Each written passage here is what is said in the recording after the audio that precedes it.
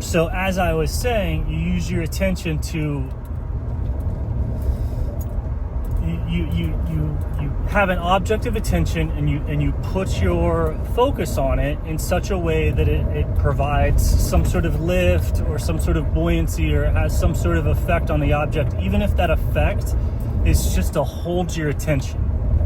And in fact, that's the only effect you should really be looking for, is just to try and put your attention on the object such that the object just holds more attention.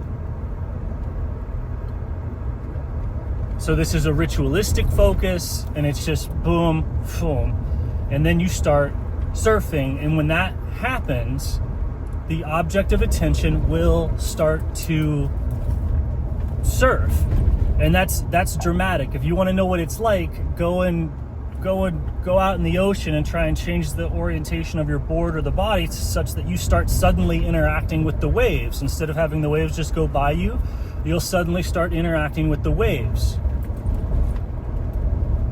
So if you're using like spiritual objects of attention, if you're doing magic, if you're trying to influence the elements or like do anything weird or go to any weird levels, if you get it to work and you change your orientation, those things will suddenly start interacting with you and push and pull you with sometimes dramatic force. Just like if you get caught by a wave, it's wild, powerful, right? So like if you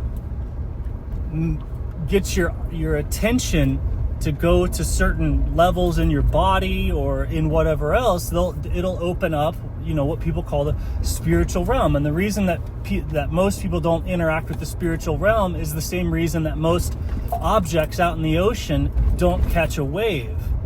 Like the person or the object in the ocean has to go and look at the waves and be like, okay, they're breaking right there, whatever that is, they're breaking right there. And then if I match that wavelength or that frequency, it'll take me. And so when people say, oh, they're demon possessed or this person's possessed by spirits, what they mean is that their mind is being taken. You're out of control. Like if a wave like that, if a force like that actually moves you